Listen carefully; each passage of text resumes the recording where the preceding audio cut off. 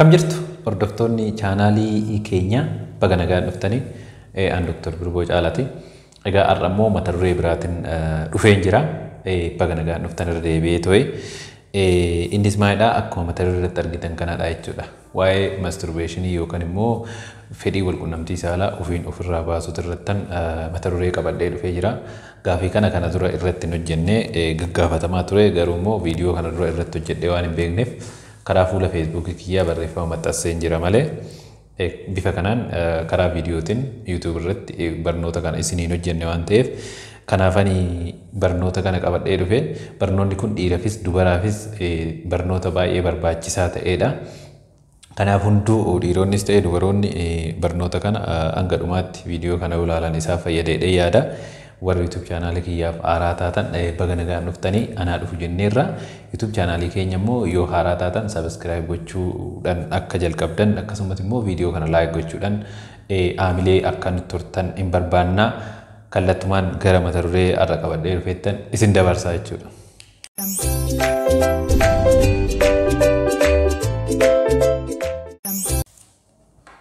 Egaa jalqaba irratti masturbation kunu maalinni namni hangam hiika isaa beekaa maalidha masturbationiin yookaan immoo fedhii ofiin ofirraa baasuu jechuun maal jechuudha an jedhu hiika isaa irraa gaafa kaanu masturbation jechuun just self stimulating ofiin of gammachiisuu yookaan immoo ofiin walqunnamtii fedhii walqunnamtii saalaa ofiin ofirraa baasuu yookaan immoo walirraa baasuu jechuudha. Walirraa baasuu irreen ta'a. Ofii fedhii walqunnamtii saalaa walirraa baasuu yookaan immoo ofirraa baasuu otoo walqunnamtii saalaa hin raawwatin jechuudha. Otoo sexual intercourse hin raawwatin walirraa yookaan immoo ofirra qaama saalaa ofii tuttuqanii yookaan immoo qaama saalaa walii tuttuqanii fedhii walqunnamtii saalaa walirraa baasuu yookaan immoo ofirraa baasuu jechuudha. Inni kun maal jedhama? Masturbation jedhama. Masturbation jedhama. Hiikni isaa isa kanadha. Wanti kun dhiira keessattis dubara keessattis hin jira. Dhiironnis dubaroonnis ofirraa baasu garuu immoo irra caalaa dhiirotuma irratti irra baata. Qorannoon artikiliin tokko taa'e tokko gaafan isinitti immoo surprisingly dhiirota irratti baay'ee koomaniidha.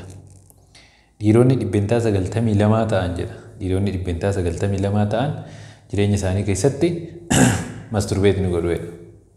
Jireenya isaanii keessatti dhiirri naannoo 92 masturbate ni godhuudha. Kana jechuun it's very common. Hammana commonidha dheeyyaanni baay'ee. Inna dubaroota irratti surprisingly parsantii guddaadha jechuudha. Dubaroonni masturbate godhanii ofirraa baasan parsantii guddaadha. Yeroo baay'ee masturbation yoo jedhamu kanuma dhiirotaa qofatti ilaalamaa ture jechuudha. Garuu surprisingly dubaroonnis akkas godhu jechuudha. Dubaroota meeqa akka ta'e beektu? Dhibbentaan 62 dubartoota once in their life jireenya isaanii keessatti yeroo tokko masturbate ni godhu jedha. Naannoo 62. Kana jechuun dubartoota 100 keessaa dubartoonni 62 masturbate ni godhu yookaan immoo ofii isaaniitiin walqunnamtii saalaa otoo hin raawwatin ofirraa yookaan walirraa ni baasu jechuudha. That's common, huge number. Inna akkasidha. Faffaca'iinsi isaa akkasi. Egaa masturbationiin kun male masturbation, female masturbation, mutual masturbation jedheerree haalli addaan hiramee ilaalamu hin jira jechuudha. Male masturbation jechuun dhiirota ofiin ofirraa baasan yoo ta'u, female masturbation jechuun immoo kan dubarootati. Mutual masturbation jechuun immoo waliin hiriyaa yookaan abbaa manaa fi haadha manaa ta'anii yookaan immoo hiriyoota ta'anii otoo walqunnamtii saalaa hin raawwatin isa ofii isaaniitii walirraa baasan sun mutual masturbation jedhama jechuudha.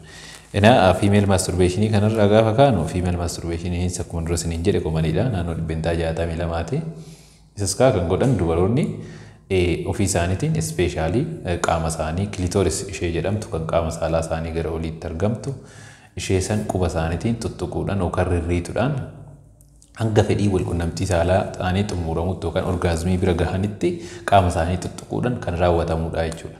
Kana malee darbee yeroo tokko vibrator meeshaa jedhamullee dubaroonni specially biyya keenyatti irree baay'ee koomanii muti jedhama. Biyyoota biraatti garuu sirriitti fayyadamu.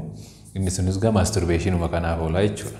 Masturbation kanaaf itti fayyadamu jechuudha dubaroonni. Dabalataanis immoo qaama saalaa qofa osoo hin taane harma isaaniillee qaqqabuudhaan fiixee harma isaanii qaama harka isaaniitiin sukkuumuudhaan waan kana ni raawwatu jechuudha. Waan kana ni raawwatu ofirraa baasuu kana ni raawwatudha. Inni biraan male masturbationidha. Male masturbation akkuma dura jedhe commonidha. Ofirraa baasuun ofiin dhiirota turre ofirraa baasuu kanarratti dhiirota turre baay'ataa jechuudha. Isaanis baay'inaan qaama saalaa isaanii dhiiraa harka isaaniitiin susukkuumuudhaan yookaan immoo meeshaa biraatiin illee ta'uu danda'a, harka isaaniitiin illee ta'uu danda'a, ta'anii ciisanis maalis haa ta'u qaama isaanii susukkuumuudhaan ispeeshaalii fiixee qaama saalaa dhiiraa isaanii yookaan immoo glands of penis bakka jedhamu highly innervated waan ta'eef narvii baay'een fiixee qaama saalaa dhiiratti waan argamuuf bakka san irra deddeebiidhaan tuttuquudhaan hanga ejaakuleet godhanitti yookaan immoo hanga sanyii kormaa dhangalaasanitti qaama isaanii tuttuquudhaan ofiin ofirraa baasu jechuudha. Inni kun male masturbation jedhama jechuudha. Inni kun male masturbation jedhama. Inni biraan mutual masturbationidha. Mutual masturbation jechuun waliin isa namni walirraa baasu jechuudha. Amma akkan dura saniin jedhe hiriyaa dhiiraaf dubaraa ta'uu danda'a, abbaa manaa fi haadha manaa ta'uu danda'a. Waliin walirraa baasu jechuudha. Isaan kanas kan godhan qaama saalaa walii tuttuquudhaan otoo walqunnamtii saalaa hin raawwatin qaama saalaa isheen qaama saalaa isaa hin tuttuqxi, fiixee qaama saalaa isaa hin tuttuqxu, innis akkasuma kilitoorisii isaa ishee ni tuttuqaa fi irra deddeebiidhaan walii tuttuquudhaan otoo walqunnamtii saalaa keessatti hin hirmaatin walirraa baasu jechuudha. Inni akkasii maal jedhama? Mutual masturbation jedhama. Mutual masturbation jedhama jechuudha. Egaa kan amma noo jenne mee wanni kun faayidaa ni qabaa yookaan immoo ogeessonni akkamitti ilaalu waan jedhu kanallee warraa dubbachuun barbaachisaadha. Normally masturbation akka normal physiologiitti lakkaa'ama. Hangam baay'annitti dhiibbaa inni qabu viidiyoo ta'an irratti siniifan qabadhee dhufa. Miidhaa inni qabu wal qabate viidiyoo nan hojjedha. Asirratti garuu faayidaa akka faayidaatitti kan fudhatamu akka benefiitii masturbationitti kan ilaalamuu fi fudhatamu isinitti nan hima. Masturbation it's normal physiologic activity dha. Baay'ee dhiibbaa hin qabu. Faayidaalee immoo faayidaa akka faayidaa isaatitti illee kan lakkaa'aman ni jira jechuudha. Fakkeenyaaf tokko riskii dhukkuboota walqunnamtii saalaatiin daddarbanii ni ittisa jechuudha.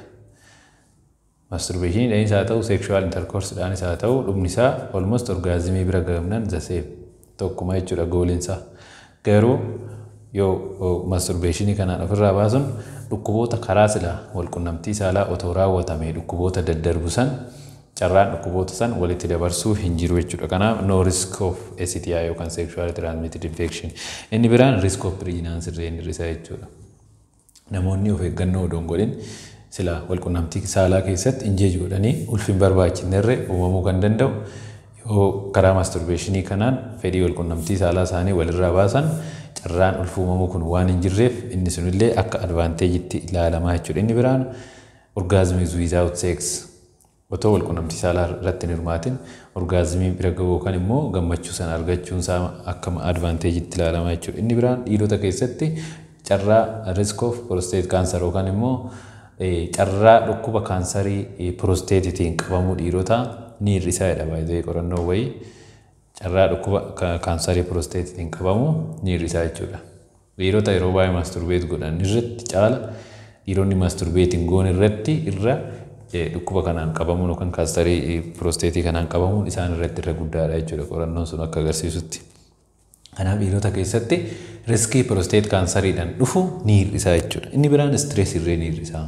Dhiphina yaaddoo adda addaa akkuma just like walqunnamtii saalaa akkuma nama raawwateetti fiilingii wal fakkaataa qaba waan ta'eef riskii stressii fi teenshinii adda addaa illee ni hir'isaa. Akkasumas immoo qulqullina hirriibatiif irree gaariidha jedha qorannoon suni. Namoonni masturbeet erga godhanii booda hirriiba gadi fagoo fi qulqulluu akka rafan. Kanaaf qulqullina hirriibatiif irree gaarii akka ta'ee fi dhiirota dubaroota keessatti immoo surprisingly dhukkubbii yeroo marsaa laguu kan dismenooriyaa kan jedhu sanirraa akka fooyya'an ni taasisaa jedha. Eezer ofii isaaniitiinis ofirraa baasanii hiriyaa isaanii yookaan immoo abbaan manaa isaanis irraa haa baasu. Garuu karaa kamiinuu masturbationiin kun dhukkubbii yeroo marsaa laguu kana to some extent percentii hamma ta'een ni hir'isaa jedha. Kanaaf kunniin akka benefiitii masturbationiitti ilaalamaa jechuudha. Kanaaf arra kanuma isinitti himu dhufe viidiyoo itti aanu irratti immoo waa'ee masturbationiitti wal qabatee side effect yookaan miidhaa masturbationiidhaan dhufuu fi maaltu immoo godhamuu akka qabu kan jedhu irratti viidiyoo isiniifan hojjedha. Hangasitti fayyaataa wal viidiyoo kan immoo laaltan viidiyoo kana like gootan nuti tola. Akkasumas ammas irra deebi'uudhaan warra chaanaalii keenya faaraa taatan barnoota fayyaa garaagaraa karaa kanaan akka argattanii isin bira ga'uuf YouTube chaanaalii keenya kan subscribe godhaatoo maatii nuu ta'a. Akkasumas immoo yaada garaagaraa barbaannan yeroo keenya sa'aatii boqonnaa keenyatti akkasumas immoo galgala kilinika giddugaleessaa wiirtuutti argamna. Kilinikni giddugaleessaa wiirtuu magaalaa Sabbataatti kan inni argamu. Magaalaa Sabbataa naannoo dhaaba taaksii taraa sanitti duuba gamoo abbaa darbii 4 irratti argamna. Achittis qaamaan dhuftanii rakkoo fayyaadhaan wal qabatu nu mariisisuu.